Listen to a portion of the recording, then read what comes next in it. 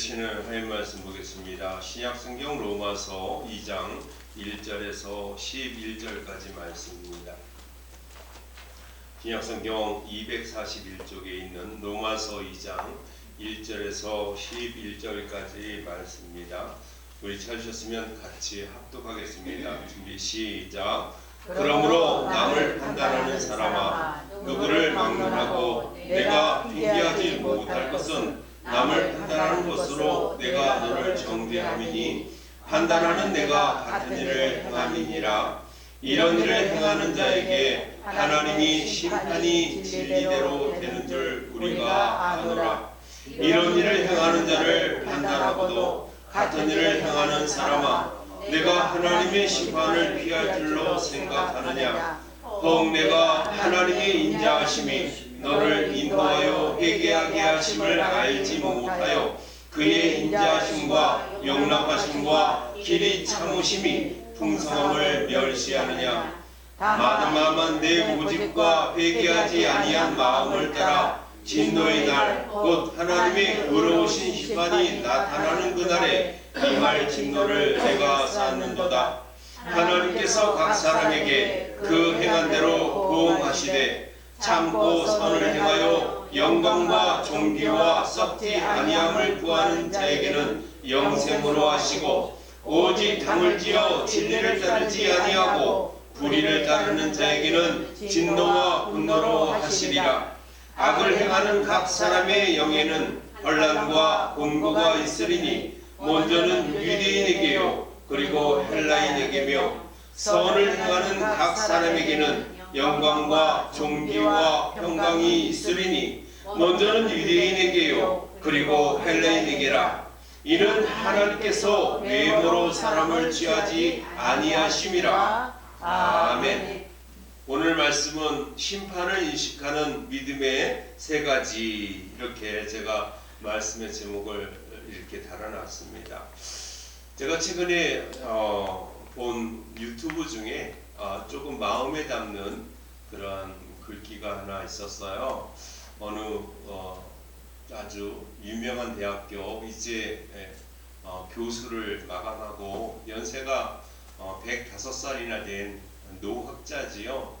그분이 믿음 생활을 하는지 안 하는지는 모르겠지만 그러나 그분이 이제 마지막에 105살이라는 나이쯤에 이렇게 인생을 뒤돌아보니까 그 인생의 여정을 여러분에게 꼭 하고 남기고 싶고 가고 싶은 말씀이 있다 이러면서 첫째, 둘째, 셋째 이러면서 5가지를 나눠놨는데 그거 중에 가장 인상적인 것들이 몇 가지가 있더라고요.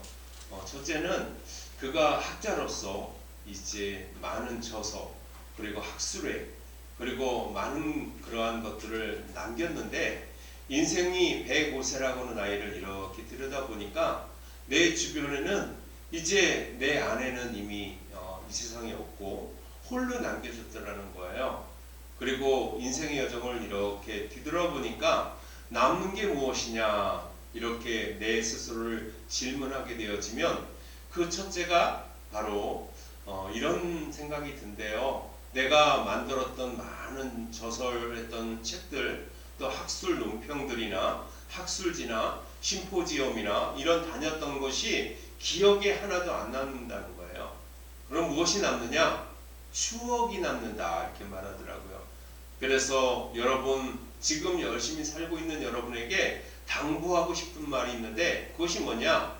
시간을 다른 것에 쓰지 말라는 거예요.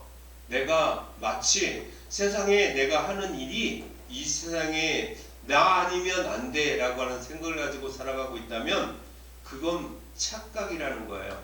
왜냐하면 나 아니어도 그 내 자리를 누군가가 메꾸어주고 내가 사라져도 내가 존재했는지 존재했지 않았는지를 알 수 없다는 거예요. 그러니까 내 자리는 나만 아니면 안 돼라고 하는 의식을 가지고 살아가는 것은 어리석은 일이다. 왜냐하면 세상은 시간이 흘러가면서 그 시간들이 메꾸어져 가고 다른 사람이 대체하게 되어지고 대체 인력이 들어가서 내 자리를 메꾸어서 세상은 시간은 돌아간다는 거예요. 뿐만 아니라 중요한 것이 무엇이냐? 지금 이 시간을 여러분이 하고 싶은 거, 원하는 것을 잘 하면서 가는 것이 중요하다. 사실 그분이 말씀 중에 신학적으로 얘기를 하셨지만 이 세상의 지금 시간이 마치 마지막의 시간이다 이렇게 생각하고 시간을 보내라. 우린 신학적으로 그 이야기를요 종말론적인 세계관을 가지고 가라 이렇게 말해요.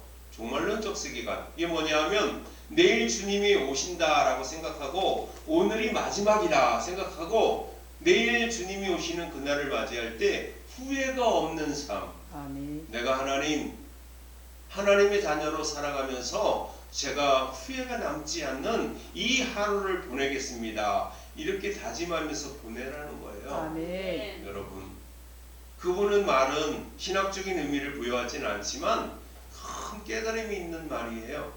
그분이 105세지만 예수님을 알았더라면 철저한 예수님이 말씀하시는 것을 금방 받아들이지 않았을까 하는 생각을 해봤어요.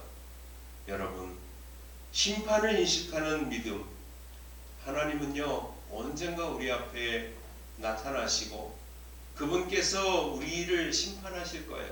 그러나 우리는 그러한 심판대에 서는 것이 아니라 믿음을 가진 사람들은요 심판대가 아닌 상급의 자리에 앉아 있는 거지요. 아멘. 상급의 자리에서 우리가 행위대로 한 일들에 대한 평가를 받는 날이 있다는 거예요. 아멘. 그 자리는 피해갈 수가 없어요.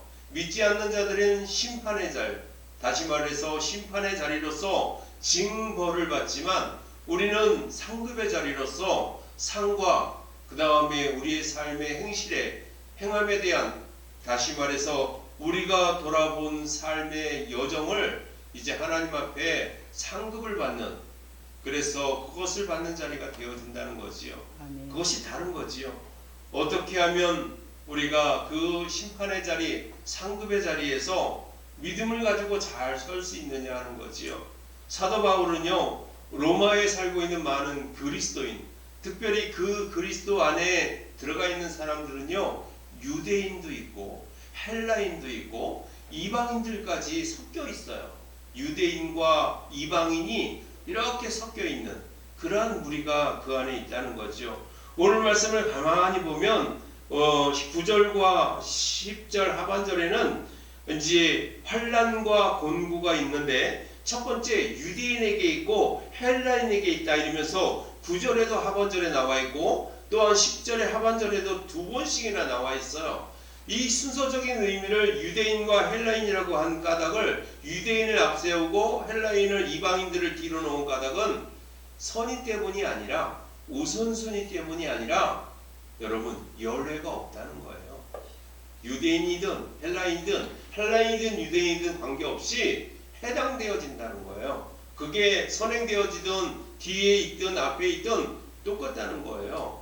여러분, 우리는요 그래서 이 사도 바울은 로마에 있는 많은 그리스도인들, 특별히 유대인이든 헬라인이든 이방인이든 관계없이 예수를 믿는 사람들은 심판을 받는다는 것에서 떠날 수 없다는 거예요. 아멘. 왜 이런 이야기를 했냐면 사도 바울은요 로마를 바라보면서 먼 곳에서 서신을 보낼 때 서신을 보내는 목적이 그곳에서 그 사람들이 하고 있는 행위, 그 사람들이 믿음에서 살아가는 삶의 그러한 기본적인 삶에서 벗어났을 때 그런 것을 두고 말씀했다는 거예요. 그래서 2장은요 하나님의 심판을 말하는 것은 여기에서 1절에 나와 있듯이 1절과 2절에 뭐라고 나왔냐면 그러므로 남을 판단하는 사람아 이렇게 말하고 있어요. 그리스도인들이 남을 판단하면서 자꾸 정죄하기 시작했다는 거예요. 예수를 믿는 사람들이 내 이웃을 정죄하고 믿음의 사람들을 정죄하는 그러한 서로 다투고 싸우고 헐뜯고 시기하고 질투하는 그러한 삶의 여정 가운데 놓여 있다는 거예요. 그러니까 사도 바울은 2장 말씀을 통해서 그들에게 서신서를 보내면서 이렇게 말하는 거예요. 첫 번째 1절과 2절의 말씀을 통해서 하나님의 섭리와 주권을 깨달아라 이렇게 말하는 거예요. 아멘. 하나님은 여전히 이 세상을 운영하시고 아멘. 하나님의 주권 가운데 모든 것이 행하여지고 하나님의 섭리 안에 놓여져 있다는 거예요. 아멘. 인간들이 아무리 애쓰고 남을 헐뜯고 비방해서 자기의 유익을 섬기고 자기의 욕심을 가득 채울 때 그것 또한 별 볼 일 없다는 거예요. 아멘. 하나님의 주권과 하나님의 섭리 안에서는 보잘것없는 거라는 거예요. 아멘. 그것이 마치 나의 유익인 것처럼, 그리고 내가 득을 볼 수 있는 그러한 삶, 그것으로 나가는 것 같지만 하나님이 바라보는 관점에서는요, 그것은 득이 아니라 악이고 그것은 선이 아니고 남에게 해를 끼치는 그런 악한 행위다라고 말하는 거지요. 그러므로 하나님의 섭리와 주권을 인정한다는 것은 중요한 거예요. 여러분, 우리의 인식은요, 하나님이 여전히 이 세상을 운영하시고 아멘. 이 세상을 지배하시고 아멘. 이 생의 주권 가운데 있으실 뿐만 아니라 하나님의 통치 안에 있다는 사실을 잊지 말아야 한다는 거예요. 아멘. 여러분이 그 안에서 벗어날 수는 없어요. 아멘. 믿는 사람이든 믿지 않는 사람이든 하나님의 통치와 하나님의 주권과 섭리 안에 놓여져 있다는 거예요. 아멘. 그래서 지나가다가 돌멩이 하나가 보일 때 그 돌멩이가 놓여져 있는 그 위치는요, 하나님이 정하신 거예요. 그냥 놓여져 있는 것이 아니라 하나님의 섭리와 주권과 통치 안에 놓여져 있다는 사실을 기억하시기 바랍니다. 아멘. 마태복음 27장 43절에는요 이렇게 말합니다. 그가 하나님을 신뢰하니 하나님이 원하시면 이제 그를 구원하실지라 그의 말이 나의 하나님의 아들이라 하였도다, 이렇게 말하고 있어요. 아멘. 하나님을 신뢰하는 것 중요하다는 거예요. 아멘. 그리고 누가복음 5장 5절에는요 시몬이 대답하는 내용이 나옵니다. 시몬이 대답하여 이르되 선생님, 우리들이 밤이 새도록 수고하였으되 잡은 것이 없지만은 말씀에 의지하여 아멘. 내가 그물을 내리리이다, 이렇게 말해요. 아멘. 밤새도록 물고기를 못 잡았던 시몬 베드로, 그의 직업은 어부이지만 예수님이 와 오셔가지고 저 깊은 곳에 그물을 내리라 하니까 그 예수님한테 대답했던 내용이에요. 내가 말씀에 의지하여 내가 그물을 내리리이다, 이렇게 말했다는 거예요. 아멘. 여러분, 우리의 의지의 대상은 전능하신 여호와 하나님이시고 아멘. 우리의 주님이시란 사실을 기억하시기 바랍니다. 아멘. 이것이 중요해요. 그래서 이것을 가지고 있는 사람은요, 남을 비방할 수 없어요. 남을 판단할 수 없어요. 남을 정죄할 수 없다는 거예요.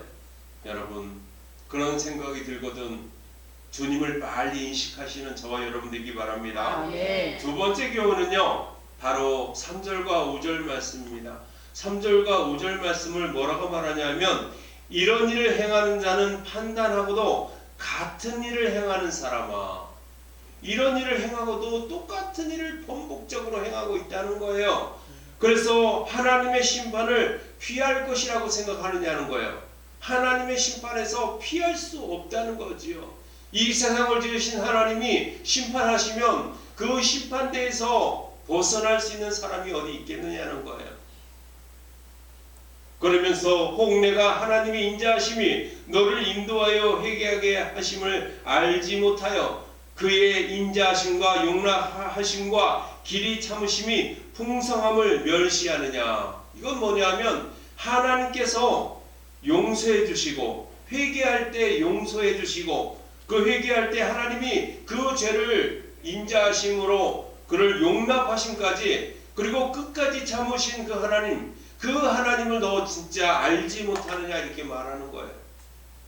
여러분, 이것은요 무엇을 의미냐 하면, 이렇듯 하나님을 인식하지 못하고 하나님이 이 세상을 다스리는 분, 이 세상을 만드신 분, 그분을 인지하지 못하고 나쁜 행동, 악한 행동, 죄성을 짓고 살아갈 때 우리가 해야 될 것은